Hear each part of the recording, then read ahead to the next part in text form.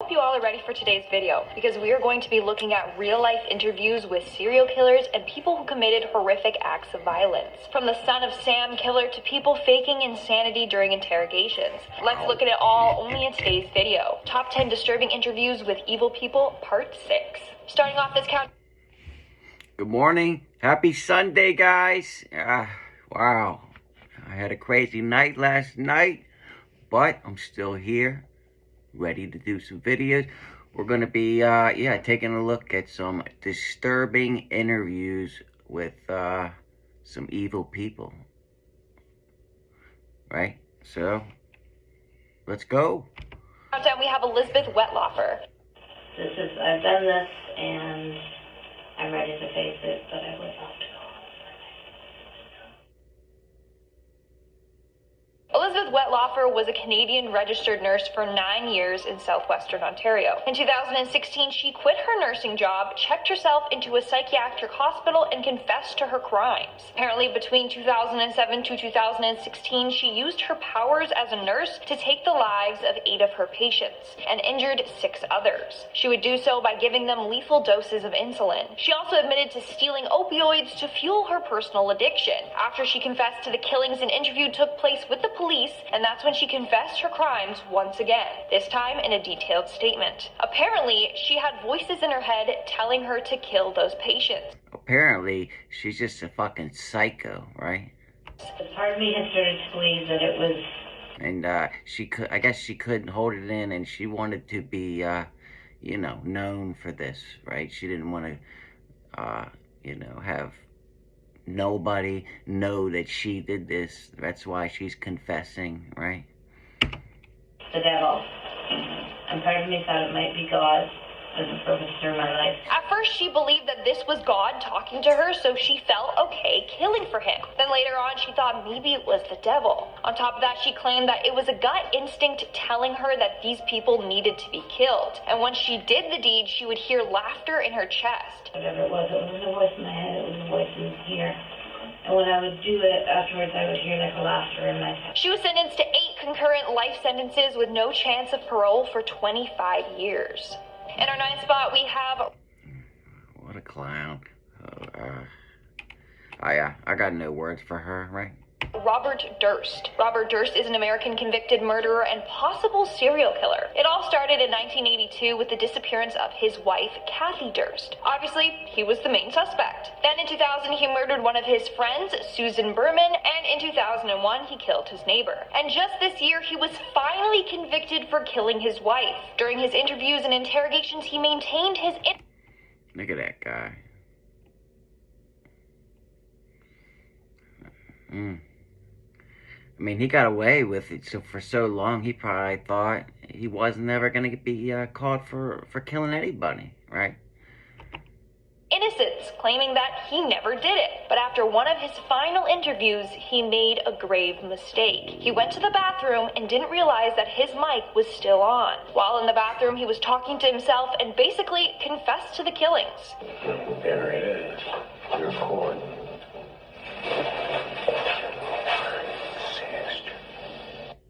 What a dumbass, right? Well, at least he got caught, right? What the hell is Rachel? Kill them all.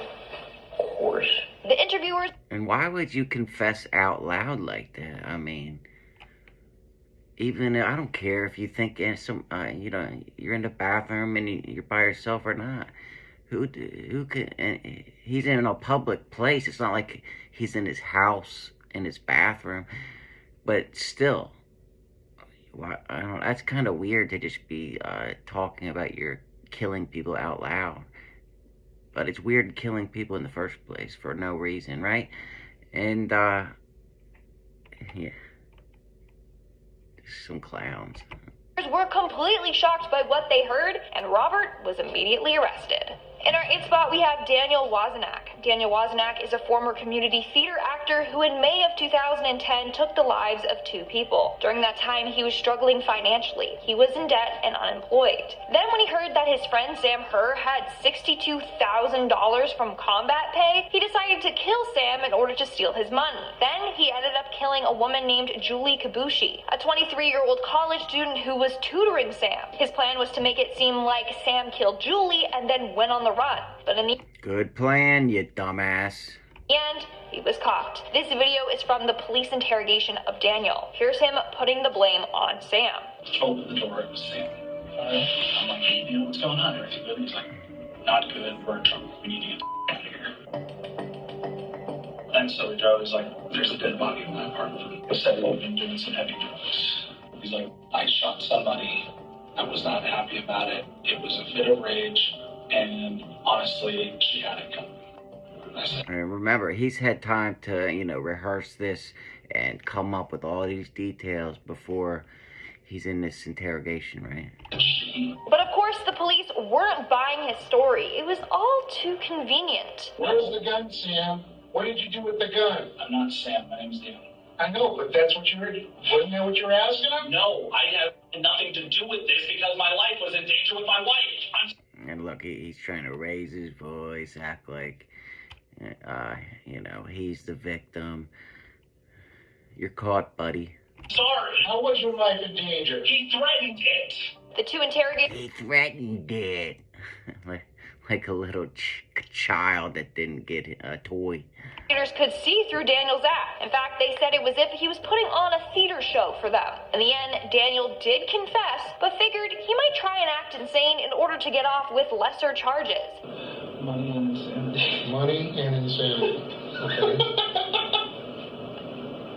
In our 7th spot, we have patient number 18. Now, this has got to be one of the creepiest and mysterious clips on the internet. It's an interview featuring a man named Patient 18. This interview is filmed at a psychiatric hospital, and this man is there because he has schizophrenia. This tape is actually what schools use to teach their students about schizophrenia. Oh, I've seen this before. This guy has, it's called catatonic schizophrenia. I think a lot of people that watch YouTube have seen this guy. It's And the mind. But it's mysterious because we don't know much about this dude. Now, I just want to say, having schizophrenia or mental health issues does not make this guy an evil person. He's on today's list because apparently at the hospital he admitted to taking someone's life. and this was in like the 50s or 60s or something like that. Way back. This wasn't recent. Plus, he has a history of criminal behavior. Upon doing more research, this might be a man named Stephen E. Anyways, take a look at this interview. And what happened that ended up with your being here in the hospital? The psychiatrist decided that this was the situation for me. See, that is somebody that really has a severe mental disorder, right? I mean, it's easy to tell. Did he tell you why? No, the psychiatrist did not. Has anybody told you why?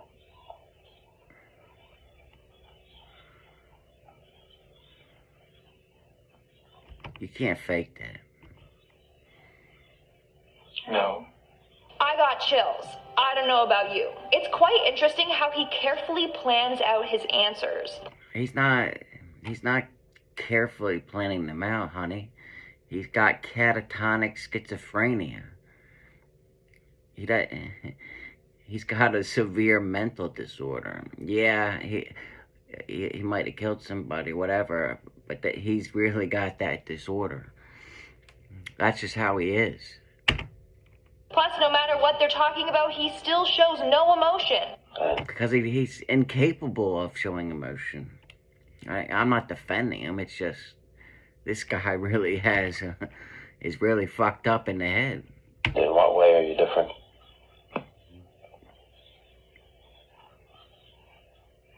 I am trying to do with my life something which few people try to do. It's not like he's smart and like planning out his answer. You know, he's just, he's not all there, you know? And this influences my thinking. I don't really get chills watching this because I don't think this guy even knows where he's at or what he's doing. I think he's just, he got dealt a severely bad hand in life. And consequently my actions. He may seem calm on the outside, but what you can't imagine is everything that's going on in his head. You can tell he's trying hard to stay in control. No, I think she's totally wrong on that. He, look that guy up. Just type in catatonic schizophrenia, and that guy will pop up. And let me know in the comments what you think about that guy. But I think she hasn't done her research on that guy or hasn't seen him before. But yeah, he's not like the rest of these guys that are like faking all this shit. As soon as I express... And it looks even creepier because it's from like 70, 80 years ago, you know. Everything from back then looks even creepier. I believe that I do not belong in this hospital, which is a mental hospital, then those who dislike me want to find a worse place for me. Yeah, he's not all there. In our sixth spot, we have Alonzo Perez. In 2016, Alonzo Perez was charged for a series of crimes, including robbery with use of a deadly weapon, attempted murder with use of a deadly weapon, grand larceny, and battery. He was also arrested in connection with the death of Mohammed Robinson. This is footage of Alonzo inside of the interrogation. Yeah, nice Jordan tattoo behind the ear. Some people wonder why you can't get a job when you get... I mean, it's fine getting tattoos. I have plenty of tattoos, but once you get above, you know, the neckline right there, I mean, people aren't going to hire you. That's just common sense. At least that's how I feel. Cell waiting to be questioned. But not much of that actually happens as he manages to escape. First, we see him looking around at the cameras, and then he decides to forcibly remove his handcuffs.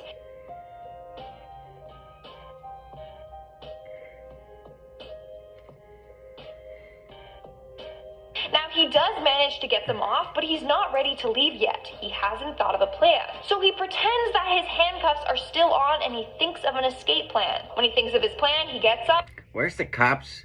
There's supposed to be at least somebody watching the camera. You know what I mean? For instances just like that. I mean, how do you let the guy sit there, break his handcuffs off, not see him, and then let him escape? Climbs up and escapes by crawling through the ceiling. He then drove away in a rental truck that someone left with the engine running. But don't worry, it was short-lived freedom because within days he was caught again. And it's still massive, you know, security failure. And I bet you that won't happen again, right? Put some bars on the windows. And if you're gonna leave the room unattended, make sure somebody's watching the camera. And you should probably put shackles on the legs too. That's another tip, pro tip from True Crime King. In more trouble. In the end, though, he did plead guilty to 3 murders. We're now at our 5th and halfway mark with Andre Chikatilo. Andre Chikatilo, otherwise known as the Butcher of Rostov, or the Rostov Ripper, was responsible for the deaths of 56 individuals. He would lure people that he met at bus stops or train stations away to remote... Good looking guy, right? Looks like a nice fellow, right? If you saw that guy in a dark alley, you want to go up to him and talk to him, right?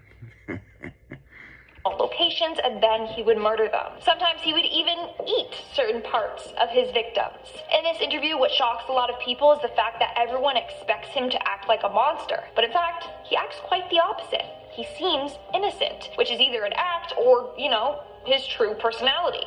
Well, I mean, all these people that have committed these horrible crimes seem innocent. Look at Alex Murdaugh, right? I mean, look at Chris Watts until the interview where he confesses, right? People didn't know at first, right? So he keeps up the innocent act saying how he feels sorry, blah, blah, blah. But the act drops when he is asked one question. Now, the interview is in Russian, but I have the translation. So the interviewer asks him if he has ever thought about meeting his victims in heaven or hell. He answers with, and I quote, "No, I have never thought about that. Never. I feel like it doesn't bother me. I have never thought about it. I have already passed all rounds of hell in my life. I am already ready to pass away to the other world again." That right there is creepy, not gonna lie. In our fourth spot, Yeah, that is pretty creepy, but yeah, I mean, what are we gonna do about it, right? we have David Berkowitz, but you probably better know him as the son of Sam. He was a serial killer who took the lives of 6 individuals and wounded. This was a little before my time, but if you guys were alive during this, I would love to hear, like, how the country was, in fear, or what, how everybody was acting when this guy was at large. If you were alive during that time, please comment, let me know.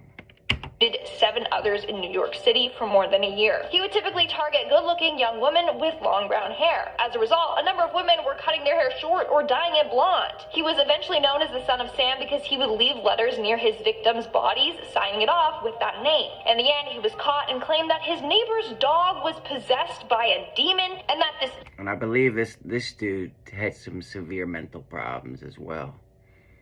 Like, not faking, like real. demon dog was the one telling him to kill these people. Wild, I know. Well, years later, he did this interview. He admits to being into Satanism and how it influenced him. Yeah. When you talk about Satan, what are you actually referring to? Well, many people may not really understand that, but there was a time I was so confused and so troubled that I was seeking meaning and purpose. I was seeking something, I don't know, as my life began to spin out of control. I mean, I had got involved in like Satanism, and I was reading the Satanic Bible. And he continues on talking about himself, but a lot of people believe he was just putting on an act the whole time, that he was trying to convince people that he's normal so that he would be released early. This is pretty common among serial killers. They love to manipulate people. How does it feel to be here for 30 years knowing that this is going to be it? It's like, the expression, take one day at a time, and it's never easy, being incarcerated. I have no one to blame but myself. In our third spot, we have Michael Beaver. In July of 2015, 16-year-old Michael Beaver and his 18-year-old brother Robert took the lives of their parents and 3 siblings. They first attacked their sister. When she screamed, their mother ran out of the bedroom and they stabbed her over 50 times. Eventually, they worked their way around the house, killing their family members. It's a very scary and graphic case. Oh yeah, these 2 brothers killed their whole family. It's horrible case, ridiculous. In this interview, Michael completely confesses to everything to an officer. So he was buying weapons because you guys had talked about murdering. I mean, you can tell this guy's not all there either, and he's still a child, He started playing again. Okay. And that you didn't want to do it? I didn't want to do it. I didn't. But he's still lying to the cop. I mean, he knows he's lying. Okay. I have stabbed someone. Who did you stab? My younger brother, Christopher. Christopher? How old's Christopher? But I've seen this interview before. He leaves out, important information. He stabbed some other people that he left out. I don't know why he would admit to stabbing some, but not all. That's kind of weird. 9, I think. What'd you stab him with? My knife. What's your knife look like? There's literally no emotion in his voice. And for being so young, he doesn't seem affected by this at all. But here's the thing. Well, trust me, he's gonna be affected by it. This guy was obsessed with other killers, and the police officer noticed this and kept prying. Because you mentioned a couple names. Are those like serial killers or something? What, like Columbine? Yeah. Columbine and James Egan Holmes. James Egan Holmes is... Damn, see, he knows their middle names, everything. So he was doing some research. And I mean, Jesus Christ, this guy's like, he was like 13 or something. I mean, come on. The guy that shot at the theater. In Colorado? Yeah, he killed 12 and... Wow. How many were killed in Columbine? I mean, that's one of the downsides of the internet, I guess. You can, now these young kids can look up anything they want, right?